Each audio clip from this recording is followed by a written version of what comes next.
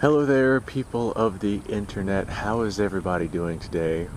I'm doing alright, thanks for asking. So, the other day, I had sort of a realization that I was doing something not necessarily incorrectly, but something that I should have done better. And as a result, I ended up changing my mind on what it is that I felt like doing. And I figured that it would make a really cool video. So today we're going to talk about my perspectives behind keeping guns inside of your vehicle. Now, how do I start this off? I guess I probably should have at least come up with some sort of starting point. Most of my videos are not scripted at all. I literally just put up a camera and start talking. So let's go ahead and start off with me telling you guys what actually happened. I have several vehicles that I drive around in on a pretty regular occurrence. The main vehicle I keep on the channel is my Cougar. A lot of you guys have seen it. It's a 1986 Mercury Cougar. And because everybody on this gun channel has seen it and knows I'm a gun guy, I don't keep any guns in the Cougar. This way, if somebody comes, walking through the town that I'm in and they see the Cougar, they're like, oh, I know who owns that. I know there's guns in there. Let me just bust that window and look around. There's no guns in the Cougar. You're wasting your time. But if I'm driving something that I don't show off on the channel regularly, and I'm going somewhere that I think, I might potentially need some extra protection, then I'll go ahead and bring some sort of firearm inside of my vehicle. Now, I have like 3 different vehicles that I drive on a pretty regular occurrence. And in one of them, I keep a firearm regularly. That is what people would consider to be, a car gun or a truck gun or some sort of defensive weapon that you keep inside of your vehicle on a regular basis. This way you have the means to retrieve it if you're, out and about doing whatever it is that you're doing and something happens and you end up deciding, hey, I might have to defend myself here. And in the world we live in, it is progressively becoming way more dangerous than it was 30, 40, 50 years ago, at least in the sense of individual civilians, not necessarily in the sense of full-blown government political nonsense. But I digress. That's a whole other topic right there that I'm not going to get into. But in this vehicle, I keep a firearm inside of the trunk, and I keep the trunk locked. The trunk cannot be accessed because the only way to get into the trunk is by key. There is a push button to get into the trunk, but I wired it to where the push button cannot be activated unless the ignition switch is on. So you cannot at all get into the trunk unless you have the key. And I'm the only one who carries around a key to that vehicle. So nobody is getting in there to get to this firearm. The likelihood of them being... anyone who's ever tried to break into the trunk of a car without a key or getting in, anyone who's tried getting into the trunk of a car knows how difficult it is if you're trying to, tear into the trunk of a car. I've tried in that car, and it is shot to hell, and I still can't get into the trunk. To this day, I have no idea what's in that trunk. For all I know, there's $1 million in a duffel bag in that trunk, and I have no idea because I was not able to get into that trunk. I've tried everything. I've tried blowing it open with tannerite. I'm not getting into that trunk. Short of taking a die grinder and actually cutting a hole into the trunk, I'm not getting into that trunk. And nobody's getting into the trunk of the vehicle that I normally carry a firearm in. However, that's not really what I'm getting into here. The particular firearm that I carried with me was an AR-15. Now, this is a very normal vehicle firearm, but I live out in the middle of scenic nowhere, and it is literally in the middle of nowhere, and there's dirt roads all over the place. There's literal sandstorms that come rolling through this place on a pretty regular basis. And my trunk in this vehicle is not airtight, and it gets dusty fast. I do have the firearm inside of an actual firearms case, but anyone who has ever stored anything in any sort of dirty environment knows that if dirt can get in there, it will get in there. And boy, oh boy, does dirt get in there. Now, AR-15s, once they get dirty, especially whenever they are oiled, they stop running reliably. And I discovered just how unreliable a dusty AR-15 can be, especially whenever it is oiled. Whenever I broke out my truck gun to, do some range shooting at a buddy's house, and I was having malfunctions nonstop, and I was like, wow, this is not something that I would want to use to defend my life with. So I decided to go ahead and swap out the firearm that I carry with me. Somebody's gonna bring up that I should maintain the AR-15 on a more regular basis. I maintain that AR-15 very regularly. You guys don't realize how much dust and dirt is around here. Maybe one of these days I'll take a trip in the Cougar, another episode of Driving the Cougar. I do have more episodes on that coming out, by the way. Episode 2 just got way out of hand, so it's taking some time and effort to edit it, and honestly I'm just kind of putting that one off, but that's beside the point. There's a lot of dirt around here. A lot of dirt, a lot of dust. We got farmland all over the place that is just turning into dust piles, and it's rising up into the air. As I look off into the distance of the field, I can see the freaking dust in the air.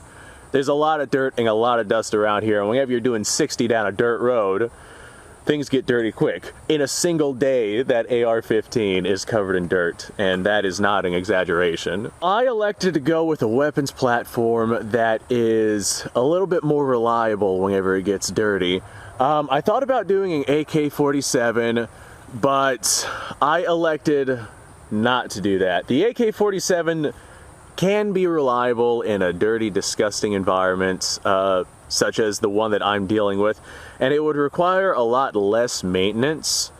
But with the places that I go, because I do a lot of traveling, with the places that I go, carrying an AK-47 in the trunk would probably not be a very wise idea. So I actually decided to go with something like this.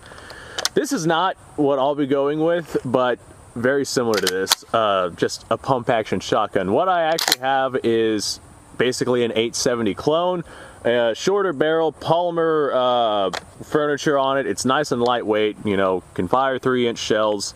It's been a good shotgun so far, no issues with it. I haven't showed it off on this channel because I have certain things that I don't show off on this channel for just in case purposes, but that's besides the fact. But I decided that a good 12 gauge shotgun, which, a pump action shotgun, which would be very reliable, even when covered in dirt, dust, debris, the various very fine-grained sands that we have around here, which it will be covered in. It will be worlds more reliable than the AR-15 that I have. Now, I wanted to go ahead and talk about just keeping firearms in your vehicle. There are so many people that I know that keep firearms in their vehicle, and they will just keep them out in the open. And I'm like, dude, that is not a good idea at all. And just because of where we live, so many people do it. Like, the odds of your vehicle being broken into and your firearm stolen around here are very minimal. And just to these people's experiences of that not happening, they think that it can't happen. And I think that's a big issue with the experiences that a lot of people have, like a lot of your anti-gunners. You don't need a gun to protect yourself, just call the police. These people have never been robbed, raped, beaten, mugged. These people have never realized that somebody who is out to do them harm with a gun has 15-20 minutes before somebody might even be able to call the police, let alone whenever the police actually arrive. By the time this person is on the ground bleeding to death and the mugger has taken their stuff and left, that's whenever that person can go ahead and call the police and the ambulance can take them to the coroner. It's the same concept with the people that keep their firearms out in the open because they think that they're not going to get stolen, because they haven't gotten them stolen yet. It's never a problem until it's a problem, and once it's a problem, it's a problem. But do not keep your firearms out in the open to where somebody walking past your vehicle can literally just kind of look in and see it. If they have the mindset to, break into your vehicle, just smash a window, reach in, grab it, and run, then that's what they're gonna do. And do not be the kind of person to put a bunch of like NRA stickers or Gaston flags or those Don't Tread on Me flags, or Black Rifles Matter logos, or don't be one to advertise that you're a gun owner and probably have guns in your vehicle, because that is another clear indication for the people looking to steal guns. Hey, maybe I should break into this vehicle. They might have guns in there. If you're going to keep something in your vehicle, I mean, I'm less worried about what it is that you're actually keeping in your vehicle. A lot of times people will keep handguns in their vehicle, but I would recommend keeping your handgun on your person and keeping some sort of larger, more powerful firearm in your vehicle. Something that you can use as, say, something that would provide more power than what you would normally carry on yourself. Like, I mean, you could do that with a handgun. If you have, you know, your concealed carry 9mm, and then in your vehicle you have a 50 AE Desert Eagle, then by all means, that's definitely a force multiplier. But you at least see the concept that I'm trying to get at. Regardless of what it is that you keep in your vehicle, do everybody a favor, including yourself, and make sure that it's not seen. Keep it concealed. Keep it locked up. You know, don't leave your vehicle not only unattended, but, you know, don't leave it unlocked.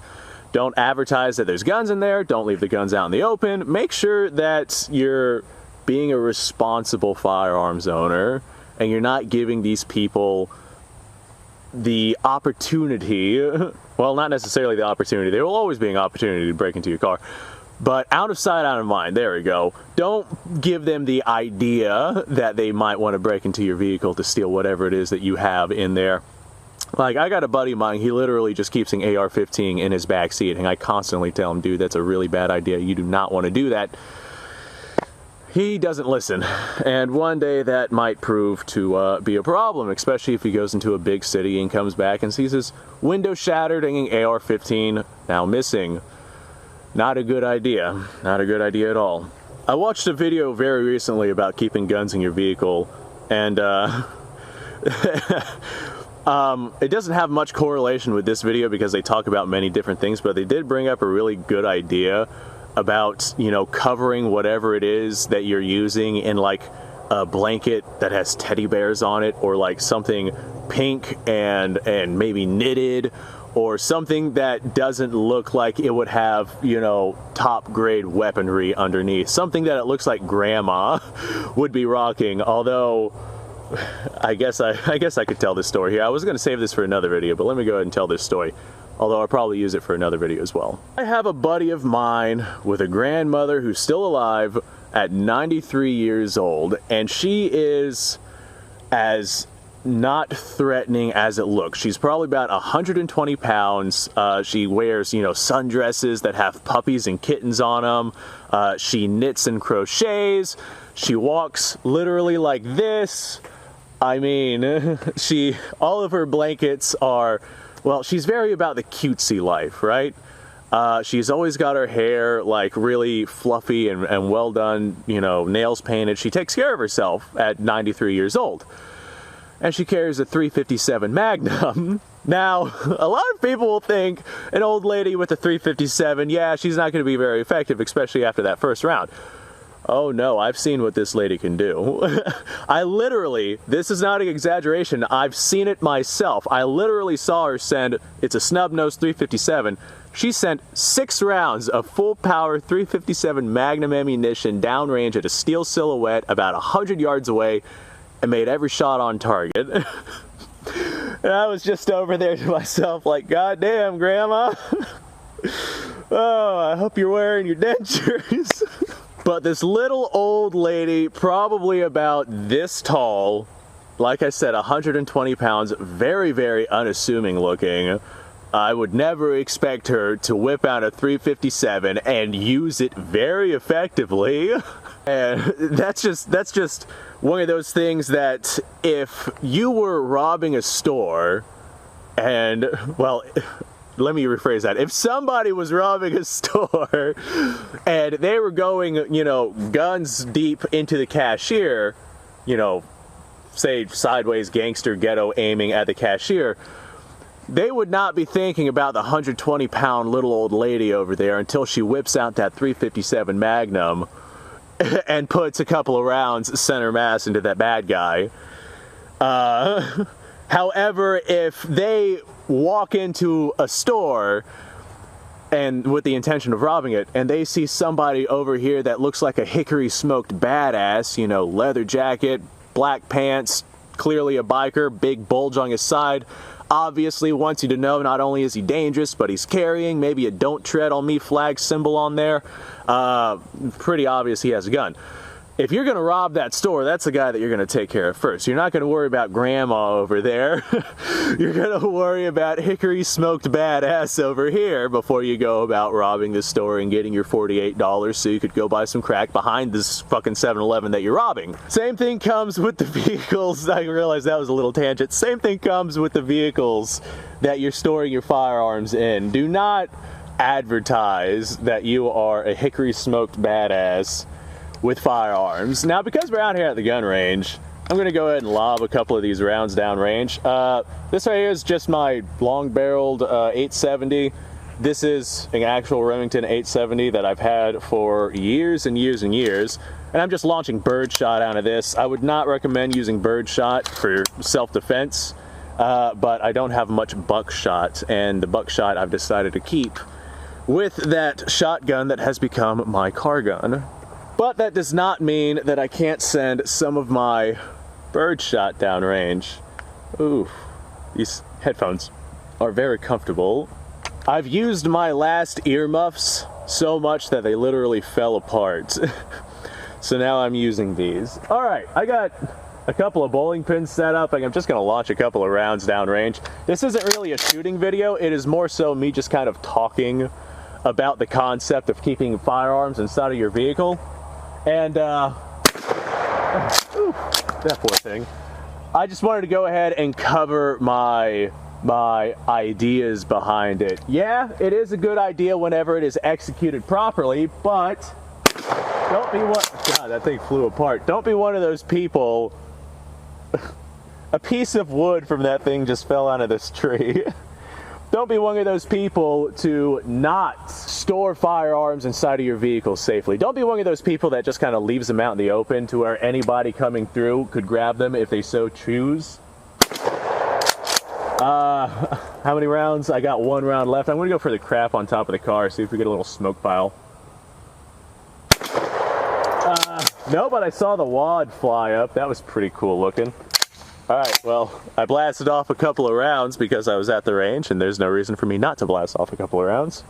Not only is the 12-gauge shotgun extraordinarily reliable, even whenever it gets a bunch of dirt and debris on it, but you also have a lot of ammunition versatility, and I can go into, you know, big cities and whatnot. If I have an AK-47 in my trunk and I get pulled over by police, that's probably going to look pretty bad. But if I have a shotgun in the truck and get pulled over by police, then the odds of me having any real negative recourse is quite a deal smaller. Shotguns are just one of those things that pretty much everybody can agree, you know, hey, it's all right. Especially if it's just a unassuming pump action shotgun like this thing right here. All right, well, ladies and gentlemen, thanks for watching. I do appreciate all the time that you guys spend in divulging, is that the word I'm looking for?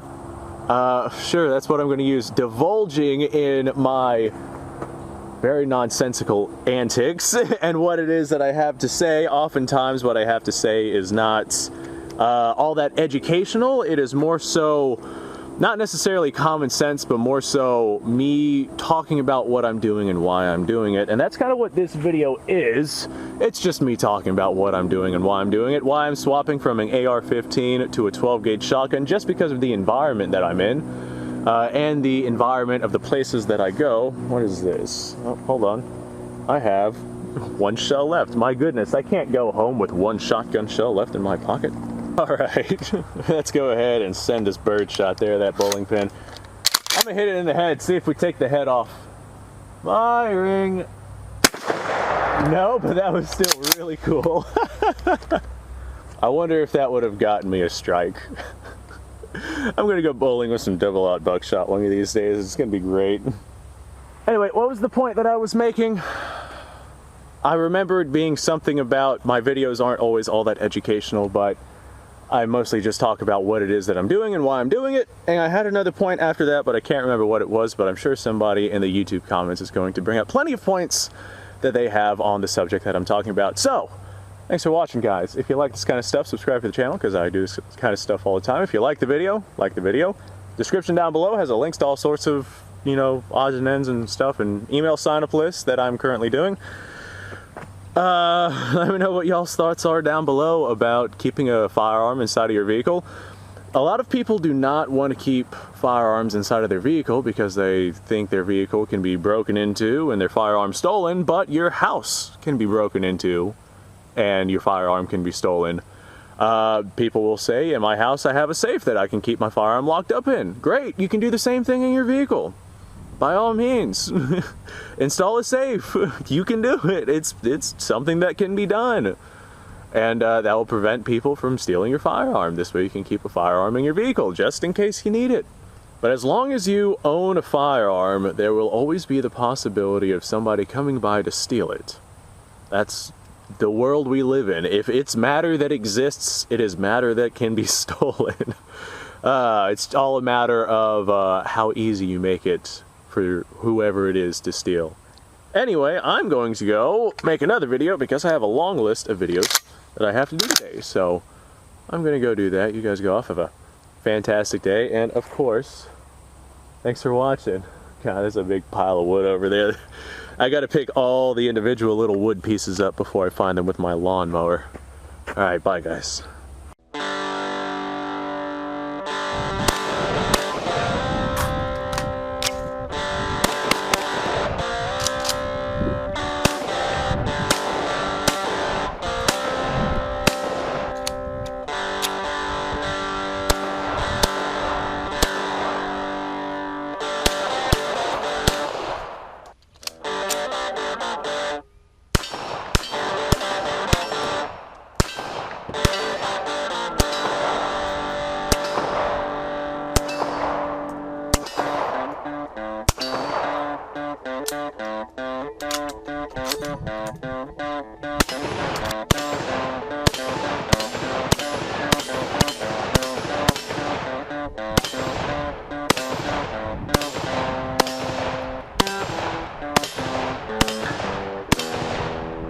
Been a little while since I've done this.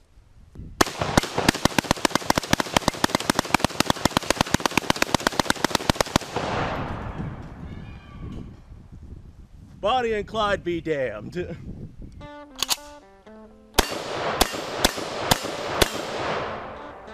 poor man's Garen.